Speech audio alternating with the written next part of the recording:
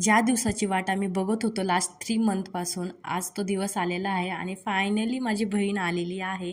Mummy तर आधीच दाराच्या समोर जाऊन ना उभी होती ताट घेऊन, की बहिणीचं आणि जावईचं स्वागत करायला.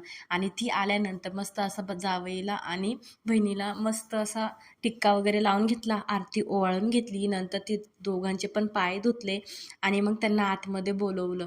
तुम्हाला माहिती आहे जी सजावट केली होती ना भावानी, ते त्यांच्या यायच्या आधीच थोडीफार विस्कटून गेली होती. पण असो, भावाने मेहनत तर खूप केली होती.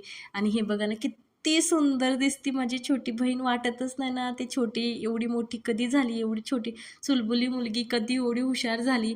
आणि तुम्हाला माहिती आहे सगळ्यात जर खुश कोणी असेल ना तर ते फक्त माझे आई वडीलच होते. एवढे खुश होते ना, त्यांचा खुशीचा आत्ता पत्ताच नव्हता. आणि हा शिव बघा, माऊ आलती तेव्हा टाळ्या वाजवत होता, नंतर काय माहिती काय झालं, रडायलाच लागला.